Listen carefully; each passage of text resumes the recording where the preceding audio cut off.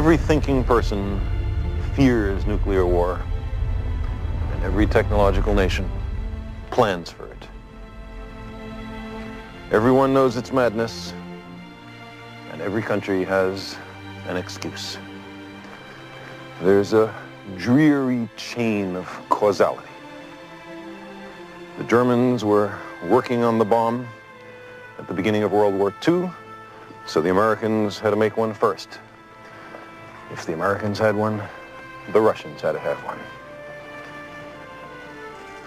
Then the British, the French, the Chinese, the Indians, the Pakistanis, many nations now collect nuclear weapons. They're easy to make. You can steal fissionable material from nuclear reactors. Nuclear weapons have almost become a home handicraft industry. The conventional bombs of World War II were called blockbusters. Filled with 20 tons of TNT, they could destroy a city block.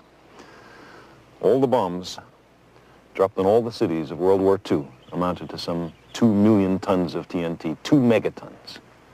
Coventry and Rotterdam, Dresden and Tokyo, all the death that rained from the skies between 1939 and 1945. 100,000 blockbusters, 2 megatons. Today, 2 megatons is the equivalent of a single thermonuclear bomb, one bomb with the destructive force of the Second World War.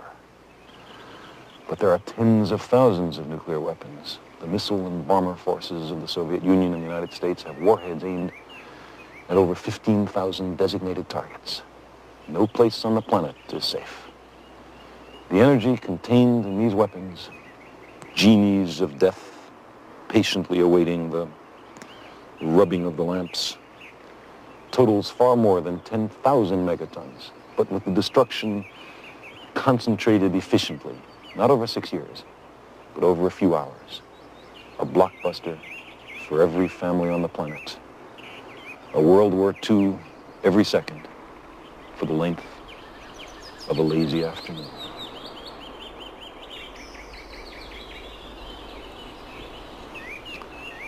The bomb dropped on Hiroshima killed 70,000 people in a full nuclear exchange, in the paroxysm of global death.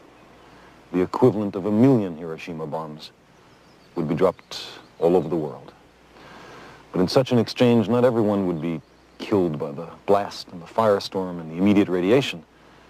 There would be other agonies, the loss of loved ones, the legions of the burned and blinded and mutilated, the absence of medical care, disease, plague, long-lived radiation poisoning the soil and the water, the threat of tumors and stillbirths and malformed children, and the hopeless sense of a civilization destroyed for nothing, the knowledge that we could have prevented it and did not. The global balance of terror, pioneered by the United States and the Soviet Union, holds hostage all the citizens of the earth. Each side persistently probes the limits of the other's tolerance, like the Cuban Missile Crisis, the testing of anti-satellite weapons, the Vietnam and Afghanistan wars. The hostile military establishments are locked in some ghastly mutual embrace. Each needs the other. But the balance of terror is a delicate balance with very little margin for miscalculation. And the world impoverishes itself by spending $1 trillion a year on preparations for war, and by employing perhaps half the scientists and high technologists on the planet in military endeavors. How would we explain all this to a dispassionate extraterrestrial observer? What account would we give of our stewardship of the planet Earth? We have heard the rationales offered by the superpowers. We know who speaks for the nations, but who speaks for the human species? Who speaks for Earth? From an extraterrestrial perspective, our global civilization is clearly on the edge of failure in the most important task it faces, preserving the lives and well-being of its citizens and the future habitability of the planet. But if we're willing to live with the growing likelihood of nuclear war, shouldn't we also be willing to explore vigorously every possible means to prevent nuclear war? Shouldn't we consider in every nation major changes in the traditional ways of doing things, a fundamental restructuring of economic, political, social, and religious institutions? We've reached a point where there can be no more special interests or special cases. Nuclear arms threaten every person on the earth.